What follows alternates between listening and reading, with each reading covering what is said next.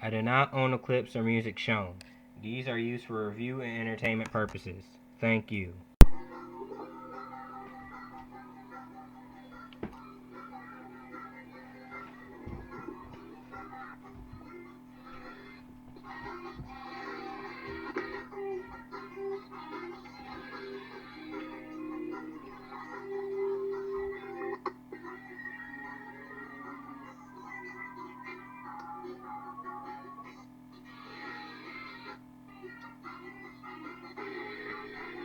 Greetings, Got Pals and Got Pals. It's me, Camden, on Channel Camden. So, the Teenage Mutant Ninja Turtles. Back in 2009, Viacom and Paramount has got the rights to the Teenage Mutant Ninja Turtles.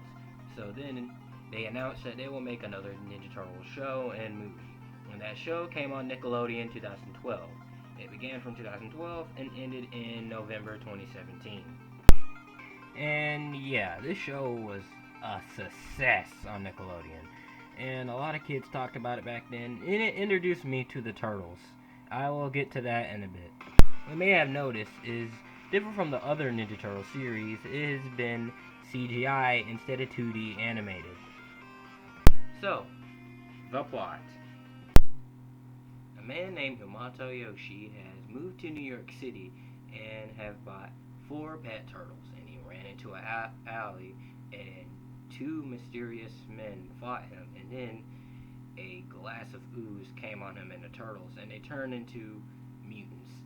The man turned into a rat, and the 4 turtles turned into talking turtles and do things what humans do. That man named Hamato Yoshi renamed himself Splinter, and he taught those 4 turtles the art of ninjutsu. And yes, I just explained the entire Ninja Turtles franchise in like a few seconds. But there's more. The 4 turtles are Leonardo, Donatello, Raphael, and Michelangelo. Now they save the streets of New York and fight Shredder and the Krang and many more enemies, with the help of their friends April O'Neil and Casey Jones. Now, there's the plot. Now, let me get to the voice talent. I just want to say the voice talent in the show is amazing.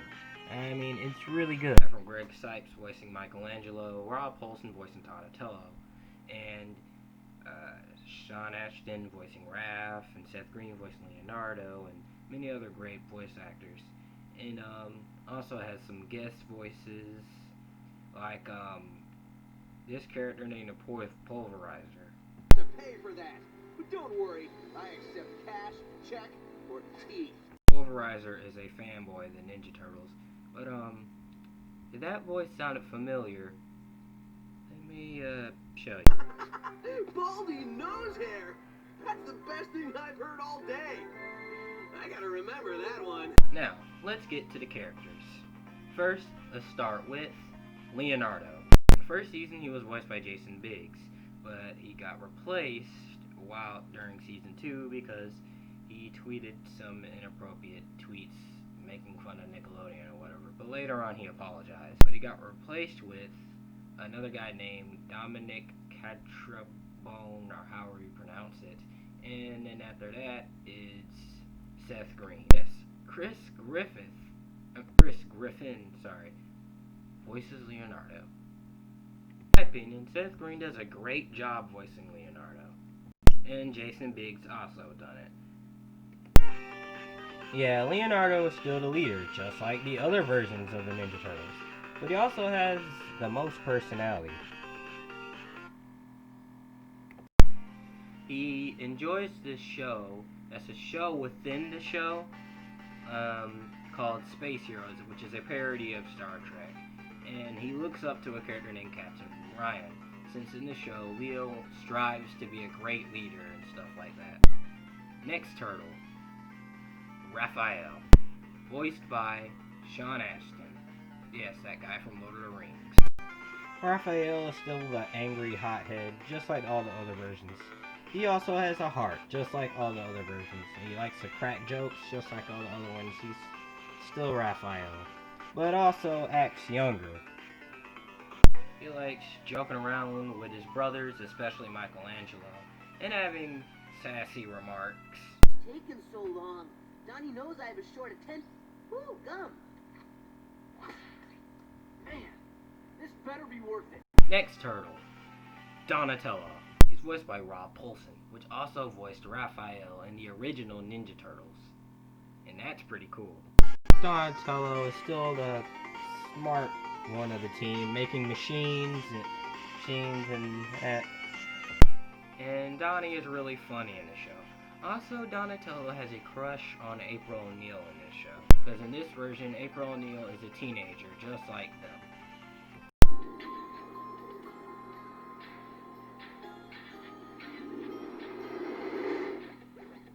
She's the most beautiful girl I've ever seen. Isn't she the only girl you've ever seen? Point still stands. Easy way to say this, but, look, you're a simp. Later on, Casey Jones was in the show, and he's also a teenager, and then a love triangle starts, but it dies out later on. Run and just stop messing with it. Neither of them gets with April. But at the same time, I'm happy it got that way, because the running joke got a little annoying.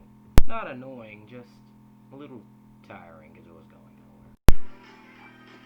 Teenage Mutant Ninja Turtles, more like Teenage Mutant Ninja Simp Turtles. And last, the one and only, Michelangelo. Mikey is still the same goofball, but different at the same time.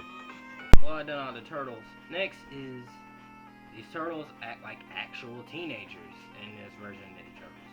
In the 80s version, while the turtles were still likable, they acted like wisecracking cartoon characters. For this, they acted like actual teens. So, some other characters. Master Splinter, he's taller than usual. He's actually taller than the turtles. And he's a great version of Splinter, actually. The Shredder is very creepy and evil. He is not like the incompetent villain like in the 80s version. Or the psychopath. Well, this version is a psychopath, don't get me wrong. Well, not. Yeah, both this and the 2003 version, they're both psychopaths. But he's not a alien Utron thing. Casey Jones was funny. There was also Bebop and Rocksteady and Leatherhead and many other characters. What I also like to point out is that it uses things from previous Turtles media, like the 80s show, the movies, the 2003 series, and try to mix it up together and do something new at the same time and do something very interesting in it, so that all versions, like everyone can enjoy it. People who grew up with the 80s show can, and 2003 series, and the 2012 show. Oh, and also, they even teamed up with the 80s Turtles. Back in 2016, in the 4th season when the Turtles were in space, the Turtles once went to another dimension, meeting the 80s Ninja Turtles, and it was a very interesting show. Episode. It even got the original voice cast to come back to voice them. It was one of the highlights of 2016. At least it wasn't 2020. Referenced the 90s show a lot, and even the Michael Bay movies.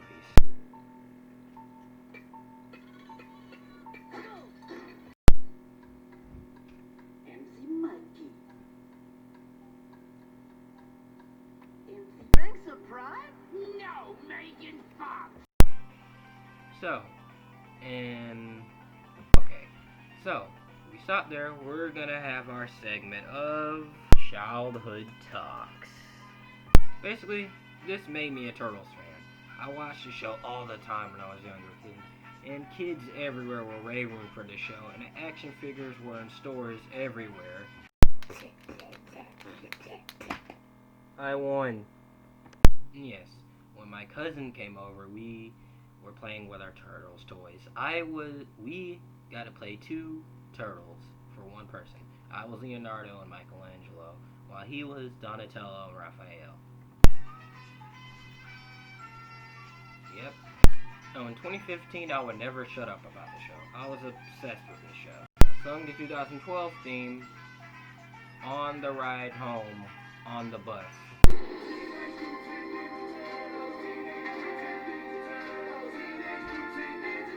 And I dressed up as Donatello for Halloween. that concludes our segment of Childhood Talks. So in 2017, it had its last season with a new title, Tales of the Teenage Mutant Ninja Turtles. It didn't have like a huge season-long arc. It was just a few short arcs, like they were fighting a dragon demon guy named Cavaxis, which was voiced by Mark Hamill, and they met Usagi Yojimbo, and they met the 80s Turtles again, and there was a Halloween special. Done a lot of things. And after that, they announced the show was ending and getting replaced with another reboot called Rise of the Teenage Mutant Ninja Turtles. I love Rise of the Teenage Mutant Ninja Turtles, but I may talk about that another day. So, in conclusion, and this show is a great show, like, for real, and it reminds me why I love the Teenage Mutant Ninja Turtles. Everyone should check this out. I don't see how anyone can hate this version of the Turtles. And it's not me just nostalgia, full of nostalgia and stuff. It's generally a very good show. It has great characters, great dialogue, and charming scenes. Also great action sequences. It's just a all-out great show. 10 donuts. That wraps up my review of this version of the Ninja Turtles. I will talk about the 2003 versions and Rise of the TMNT someday. But as of right now, I love it. Go eat some pizza. Go call Pizza Hut right now, please. Oh, I was reviewing some old stuff, and I also played this game on the Nintendo 3DS. This game was pretty difficult. Like, it was really hard. I had to get my cousin to help me beat it. I still haven't gone through the whole game to this day. Thank you guys for checking out this video. Hope you like, comment, and subscribe. Anyway, see you guys next time.